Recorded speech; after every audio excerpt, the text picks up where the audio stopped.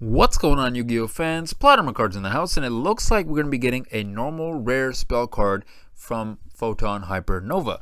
And I've seen this dog in a lot of different card arts. I've seen this greedy goblin guy in a lot of different card arts, and I've seen this guy in a lot of different card arts. So that's interesting. That's definitely interesting. But let's go ahead and take a look at this card. So it's going to be called Repeated Land Transaction, and that just straight up sounds like some shady shit. I'm not even going to lie. Oh, you can't see it here, but there's like a demon behind this guy's thing. Yep, that's kind of crazy. All right, so the normal spell card. All right, so you can only activate one card with this card's name per turn. All right, target one face-up card in the field zone, banish it. Okay, this might see some serious implications here because that can screw over Mystic Mine. However, you do have what's it called? Cosmic Cyclone, I think. That pay 1,000 life points to banish one card on the field. I think that that might be see a little bit more use just because it's not specific to a field zone. You can do any spell or trap. Then banish it. Then place it. Face up in the field zone of the opponent of the player who controlled it. Wait. So that means if I were to get rid of someone's field spell, I am automatically the owner of it. I take control of it. Then you choose one field spell with a different original name in the graveyard of the player who now controls the first card, and place it up in the face up in the field zone of the player who controlled the first card when it was banished. That is weird wording, but looks like we have somewhat of an explanation here. So player A controls the field spell. All right.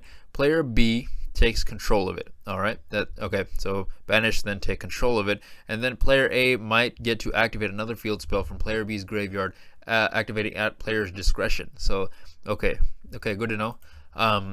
So I was thinking Mystic Mine earlier, but now that I think about it, technically it won't work because Mystic Mine's effect. So if your opponent has one monster on the field and you have two monsters on the field, and you're using this card to get rid of Mystic Mine and then take it over, Mystic Mine's effect would technically still screw you.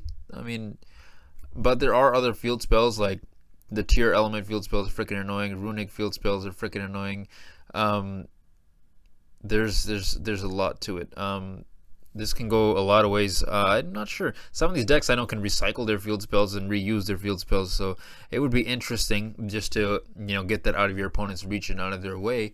But I'm trying to make sense of this, because if let's say I have a Harpy's Feather Duster or I have a Cyclone, would I want this instead of that? This is what I'm trying to think of.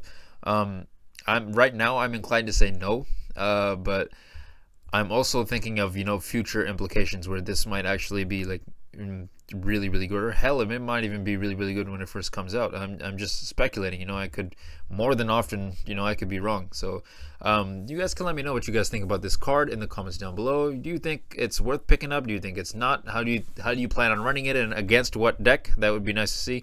Some mirror matches that run field spells, honestly, I think that could be kind of nice. You get to take your opponent's field spell and take advantage of it. But anyways, guys, this is PlotArmorCards signing out for the day. If you like what you see, don't hesitate to like, comment, and subscribe. And oh my goodness, look at the time.